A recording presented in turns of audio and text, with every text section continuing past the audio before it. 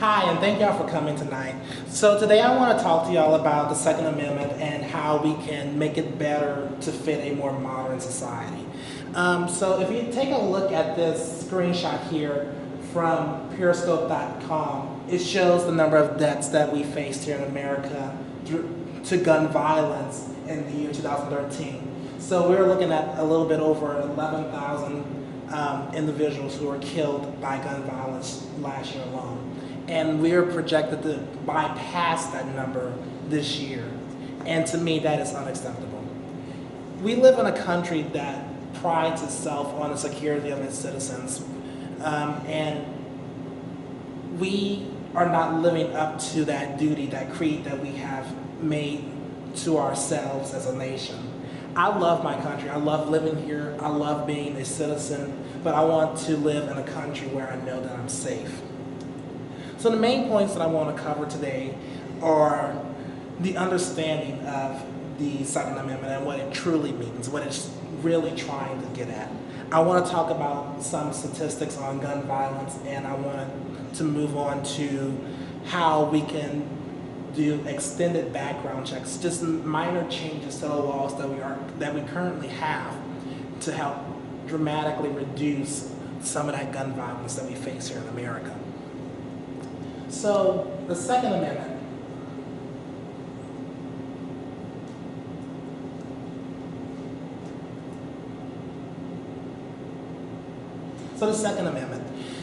What it basically says is a well-regulated militia being necessary to the security of a free state. The right of the people to keep and bear arms shall not be infringed. I know when a lot of people think of the Second Amendment, they say the right to bear arms, but when you hear it in that context, it's taken out of its original meaning. So you have to read it in its full entirety to understand that it was basically talking about a free state. A free state meaning the individual states that made up the Union. We, as a nation back then, were still afraid of a rogue government. So in order to combat that fear, this amendment was added so that we had the right to bear arms against the rogue government. But in today's modern society, we have such a sense of country, such a sense of duty to the United States, that this amendment in its current form is a little bit outdated. So what we need to do is take more measured approaches to combat some of this gun laws and gun violence. So let's take a look at this chart from Think Progress. It shows that we are here in 2014 and we've now merged the annual rate of motor vehicle deaths compared to the annual gun deaths. We're now at a crossing point where the deaths due to motor vehicle accidents are actually going down, whereas the deaths due to gun violence is going up. And to me, that is unacceptable. We need to have both of them going down and not one going up, and especially something so disheartening as being killed by a gun. To me, this is unacceptable, and there has to be some form of change. So what is that change? According to the Journal of Quantitative Criminology, violent crime is noted as the most serious and fearful crime. It also notes that government action does not have too big or a grand effect on gun violence, but with measured changes, it can help reduce it somewhat. Now, it's not going to affect like this grand overall change. You're not going to see that number drop from 11,000 to 0. You're going to see it drop just progressively. So trying to implement these laws is what is the hardest part. We have many different groups we have to combat with. We have politicians on different sides of the aisles going at it. We have the NRA members, we have people against the NRA. So how can we all come together and make some measured changes to better a society where we're not infringing on people's rights? So what I suggest is a stricter or more complex background check. According to HeOnline.org, when you hear gun registration or gun restrictions or something of that nature, many Americans tend to associate it with what Adolf Hitler did with the Nazi gun laws.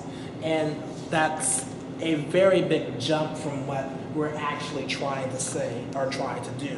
What we're trying to suggest is simple gun laws that will restrict access to dangerous weapons are from people who have bad intentions to have access to these dangerous weapons. So that can be people who just want to kill for fun, or it could be those who are mentally unstable and don't even realize what they're trying to do. So Dr. Joseph Simpson, he suggested that we include background checks or more comprehensive background checks on those of the mentally disturbed, mentally ill. And that will help reduce that risk of gun violence, take many of the dangerous situations that our country has faced over time, from Virginia Tech to the recent one, and where all those poor little children were harmed. According to the Journal of Qualitative Criminology, it also cites that we as a people have a moral complex. And that moral complex is what many argue is lacking in our society today. They argue that we don't need more gun laws. What we need is a more moral society. And be that as it may, we do need a more moral society, but the likelihood of that happening is slim to none. So what we have to do is combat that with smart laws. And I'm not suggesting that we go and raid homes and remove guns from people's houses, because that's infringing upon their rights. That's something that the Second Amendment argues against. But what we can do is ensure that we're using smart legislation to help prevent gun violence.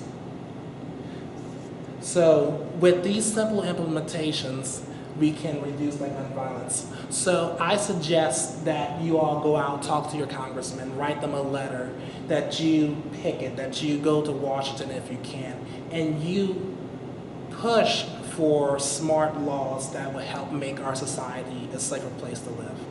Thank you.